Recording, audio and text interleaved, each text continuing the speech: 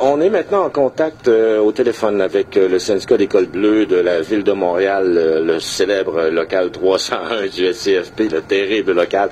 Il y a une possibilité qui est nouvelle, qui est accordée aux maires des villes, je pense, de leur propre chef, de décréter la fin de l'indexation des régimes de retraite. Et puis, évidemment, c'est vraiment très inquiétant. J'ai avec moi France Elie. Bonjour, Monsieur Elie. Bonjour, comment allez-vous? Ça va très bien. Vous êtes un spécialiste des régimes de retraite au syndicat des Écoles Bleues. On dit bien des régimes de retraite parce qu'après les fusions entre les villes, je crois qu'il y a plusieurs régimes de retraite à la Ville de Montréal actuellement pour les employés, n'est-ce pas? Bon, il y en a plusieurs regroupés depuis 2010. On les a toutes regroupés ensemble, mais c'est parce que après la fusion, il y a eu la confusion parce qu'il y a eu une fusion grande à Montréal. Donc, on a plusieurs régimes de retraite, effectivement, que nous essayons de surveiller pour le bien-être de nos confrères et consoeurs, donc à la grandeur de l'île de Montréal. Est-ce que j'avais raison tantôt de dire que le maire de la Ville de Montréal va avoir ou a déjà le pouvoir unilatéralement de décréter la fin d'indexation de vos retraites?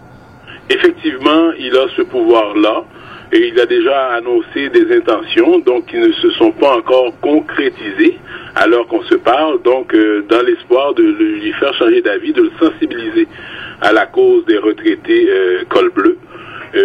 Donc on lui a écrit la semaine dernière.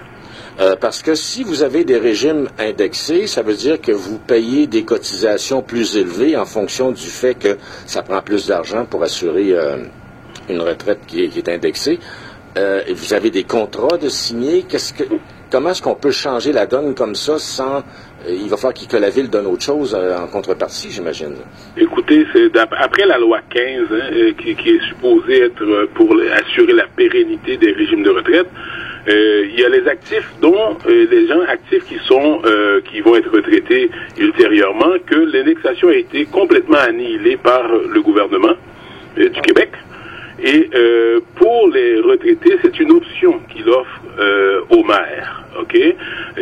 Donc, de ce fait, il n'y a pas d'obligation de l'enlever. Et à Montréal particulièrement, l'indexation a été un échange entre des sommes futures qui nous étaient garanties par contrat, que nous avons transformées pour obtenir l'indexation des retraités. Et aussi, on avait été fortement demandé par la Ville de faire ça pour ne pas avoir de formule qui risque d'amener des risques de hausse non contrôlés. Donc nous avons été pour des formules simples de 0,5 et de 1%, ce qui est très minime.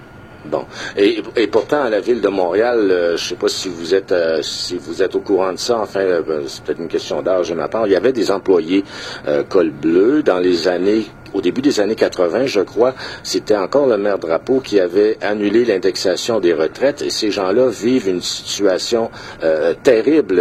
Est-ce que ça a été redressé? Ils ont des pensions là, de moins de 100 $ par mois dans certains cas. Oui, on a ce qu'on appelle la rente minimale qui est à peu près 113 $, de mémoire. Il y avait avant 1982, les rentes n'étaient pas indexées du tout. C'est ça, ouais. Okay? Au fil des années, le syndicat, les actifs, nous avons accepté de donner de l'argent à ces gens-là pour les aider. La dernière fois qu'on a fait ça, c'est aux alentours de 2010. Nous avons donné aux environs de 10 000 $. Okay? En collaboration avec la Ville, qui avait reconnu qu'il y avait un problème. On avait dit, bon, il en restait 250 à peu près, donc nous avons donné à peu près 10 000 $ partagés entre la Ville et nous à ces retraités-là, à l'instauration d'ailleurs de notre indexation de 0,5 et de 1%. Bon, OK. Et qu'est-ce qu'il y en est? On dit souvent, enfin, c'est répété souvent que les employés municipaux, l'École Bleue en particulier, ont un régime de retraite absolument faramineux. C'est des pachas, ils prennent leur retraite et puis, bon, ils sont riches. Il y a sûrement des chiffres là-dessus. Combien ça gagne? C'est quoi les revenus de retraite en moyenne pour un syndicat École Bleue à la Ville de Montréal? La moyenne, toute classe confondue, est de 22 000 $. Okay? Et il n'est pas vrai que notre régime de retraite est un régime à tout casser. C'est un régime qui a stagné à partir des années 70, justement parce que la Ville ne respectait pas ses obligations de façon illégale. tellement énorme, et c'est pas juste l'école bleue à ce moment-là, c'est tellement grandiose comme bifurcation, ok, que le gouvernement du Québec avait dû participer à la résolution du problème en signant ce qu'on appelle l'acte notarié, qui permettait à la ville d'étaler sur une 60aine d'années le remboursement des sommes qui étaient dues au régime.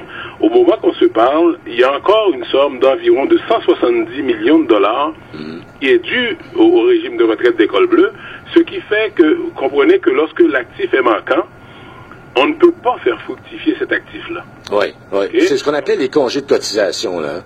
La ville se donnait congé. On fournit plus, puis c'est ça. On ne fournit plus.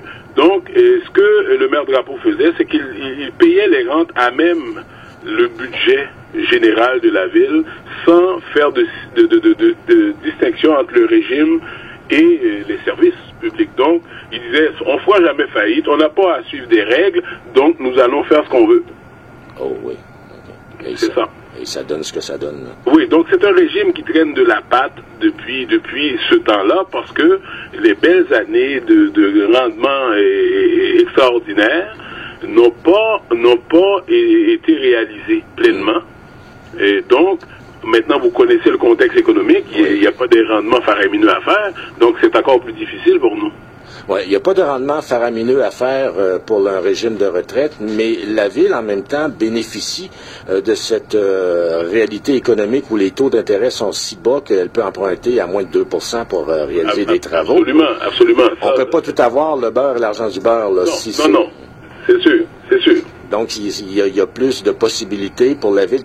Quand les taux d'intérêt tombent, les fruits des régimes de retraite diminuent aussi, mais les coûts pour les opérations diminuent. Donc, il faut on change l'endroit où on affecte les fonds. Là. Oui, écoutez, ce qui est pour nous frappant, c'est que pour les retraités, c'est à peu près 4 millions de dollars sur une période de 10 ans pour assurer jusqu'à leur mort les coûts de l'indexation que déjà que la ville assumait. Donc, ça représente 8 centièmes du budget de 5,1 milliards de la ville. Donc, il n'y a vraiment pas une économie qui vaut la peine d'aggraver la précarité de la vie de ces gens-là. D'accord. Je dois vous quitter, Monsieur Francelli, parce qu'on a un autre invité en studio pour un autre sujet et que l'émission commence à tirer à sa fin. Je vous remercie beaucoup et puis je vous souhaite bonne chance, évidemment, et bon courage dans ce qui s'en vient. Merci de nous avoir donné cette tribune-là. Merci beaucoup. Merci beaucoup. Merci. Merci, au revoir.